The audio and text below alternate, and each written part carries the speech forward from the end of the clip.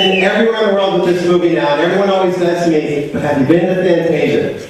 I'm like, why? Is it really, can people be louder than they already are? They're like, fuck yes. So I'm so excited to be here and meet you. This is my first time to Canada. Even more importantly is tonight, this is the very first time anyone, anywhere is going to see the actual finished version of the film.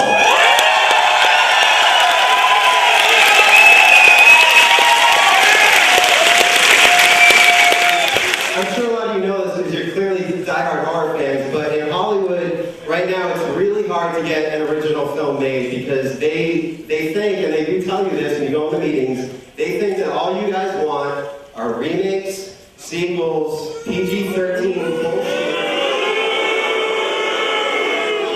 They told me that this would never happen. My own agency said they wouldn't rep it because they said nobody wants to see this kind of gore. I said, fuck you.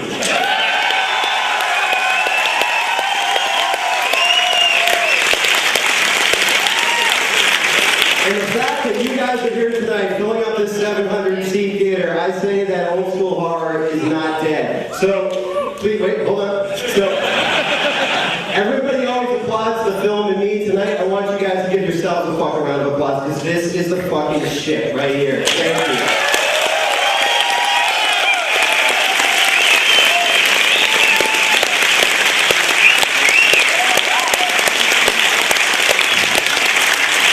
Doesn't make me cry. I've been done this for 3 years. I put myself through such hell, and this makes it so worth it. So get ready to have a good time and get ready to meet Victor fucking Crowley. I hope you guys have a blast. Here's Hatchet.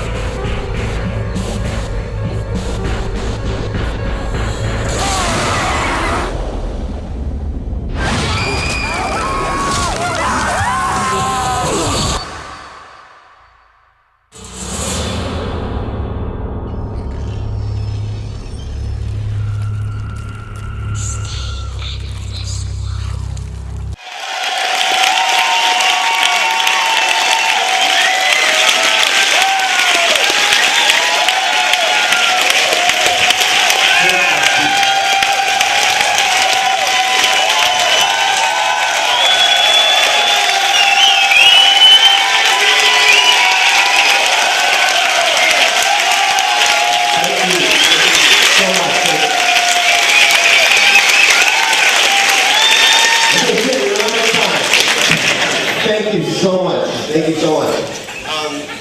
I'm just going to go right to questions because I could talk forever.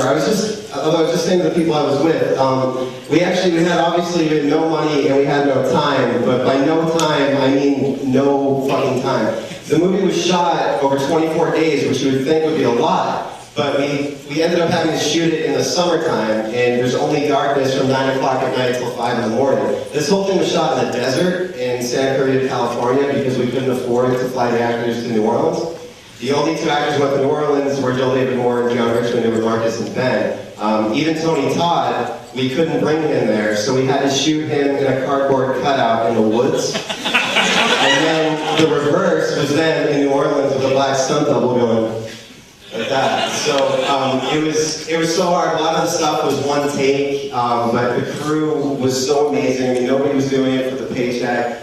And they worked so hard, and I know there's probably a lot of people here who work in the film industry or have been on a set, but there was one night where I wanted to do a pickup of a shot if we had time, which there was never time. I was always ripping stuff out of the script. You'll notice whenever they run away, they run about this far.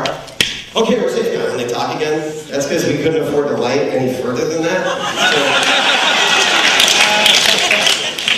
But there was one night I wanted to get this last shot, and the sun, you could hear the birds, and that night you had 15 minutes, and you only got one more shot left. And the grips and electrics just grabbed C-stands and started running, sweating. They're like, we're getting the shot. I had never seen a grip run unless it was for lunch, ever. And that's how awesome these guys were. I mean, my crew was just, they were so amazing. I wish they could come to this stuff, and I wish they could hear their response, because it's, as much as I'm like the writer and the director, it's like, it's not me, it's everybody, and they did such a great job. The question is, the legend of Victor Crowley, did I come up with it, or was it a conglomerate of stuff? This is one of the better stories in the making of this.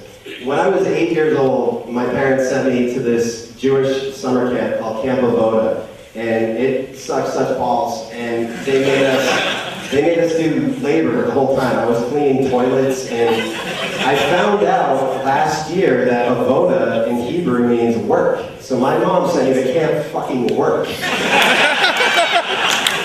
And when I was there, the counselor said, stay away from this one cabin or Hatchet Face will get you. And my brother had already been showing me all kinds of, Friday the 13th, Halloween, all that shit. So I loved it. I'm like, really? What's he gonna do? And the counselor was like, what's the matter with you? He's gonna get you, so don't go there. I'm like, oh, why is he called Hatchet Face? That's all they had to their story, because that's where they did their drugs and had their orgies and molested children.